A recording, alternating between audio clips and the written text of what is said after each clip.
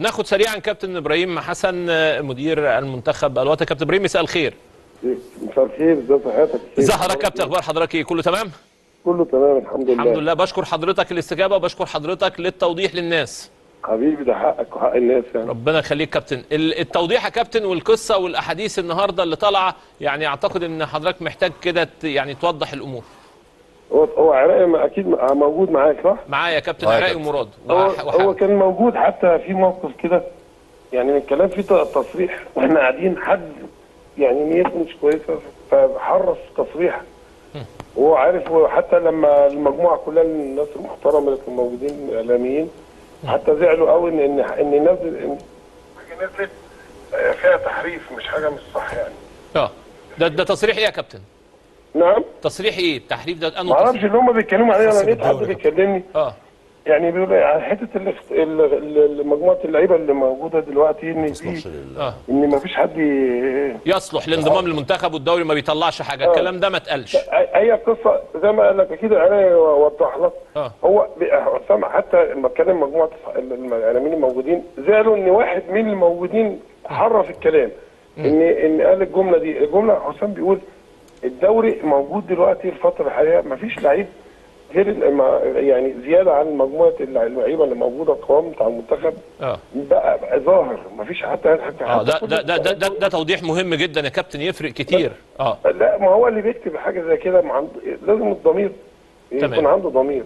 هي مكتوب يعني اتقالت كده واتقالت وحسام بيوضح ان انا حتى الاختيارات في الدوري بعدم انتظامه، على المشاكل اللي فيه، على الاداء الموجود، حتى مواعيد الماتشات في الفتره، حتى الجو الحر دلوقتي الساعه 4، فما بيفرضش لعيب جديد ممكن عن المجموعه اللي هي موجوده في القائمه اللي موجوده المنتخب او اللي معروفه عامه اللي بتبقى متواجده.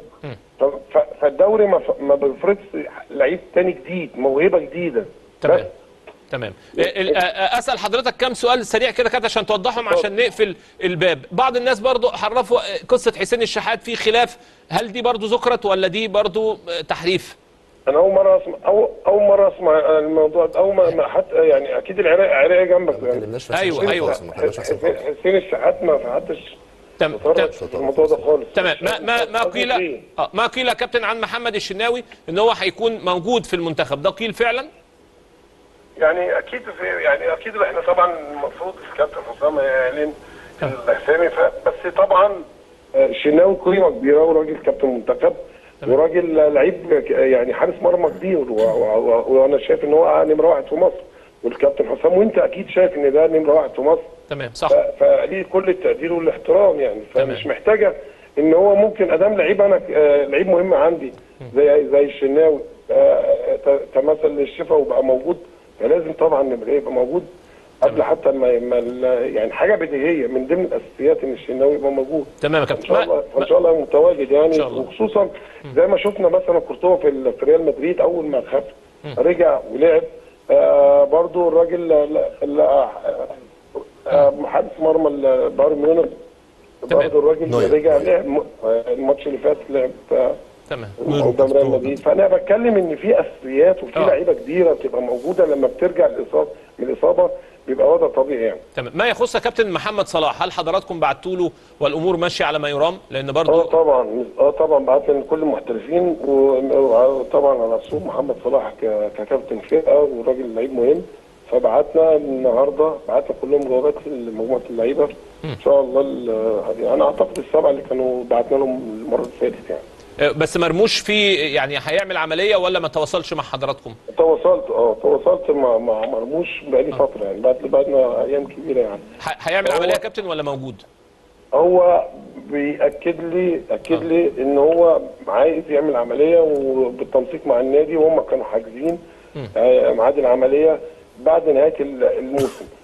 فانا بحاول معاه واتكلمت معاه، وهو طبعا انت عارف مرموش لعيب مهم جدا زي مجموعه اللعيبه.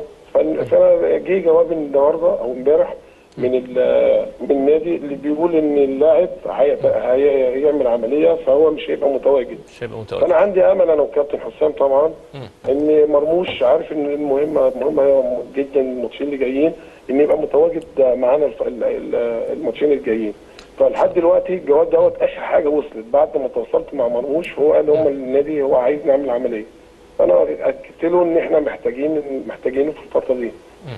فده هيبقى المفروض ان احنا ان شاء الله، اتمنى طبعا ان يبقى متواجد لانه لعيب مهم جدا جدا. وموضوع ممكن انا وضحت له انه ممكن بعد الماتشين المهمين بتاع المنتخب يعمل عمليه، لان يبقى فيه بعد 10 ايام يعني، وخصوصا ان في كاس اوروبا هتبقى موجوده، فالدوريات الاوروبيه مش هيبقى في فتره راحه كبيره. فهيقدر يتمثل للشفاء، وخصوصا ان هي في ايديه اسبوع اعتقد. فهيبقى مش هتبقى مؤثره عليه لما يبقى فتره اعداد في الميعاد مع فرقته اللي هيبقى متواجد فيها يعني، سواء فرانكفورت سواء اي نادي ثاني هينتقل ليه يعني. بالتوفيق يا كابتن، كل الدعم لحضرتك وكابتن حسام والجهاز الفني والمنتخب.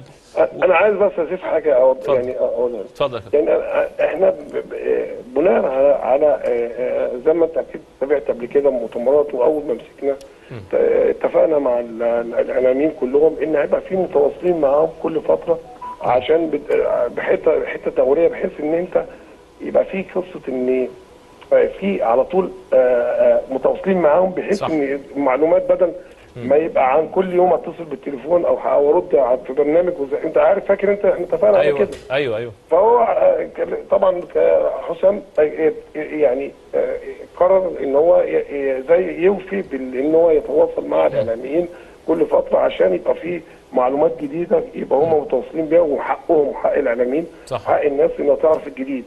فما بس كنت يعني اتمنى الناس ان لما اعلامي او واحد للاسف لما بيجي ينزل عنوان او ينزل خبر لازم يكون ضميريا يكون كويس، لان مصلحه مين ان انت يعني تقول جزء من الكلمه وبعدين ما تكملهاش، يعني زي ولا تقربوا الصلاه. طب مش فاهم يعني، هو بيتكلم ان الفتره الاخيره ديت في الدوري لسه ما فيش لعيب جديد.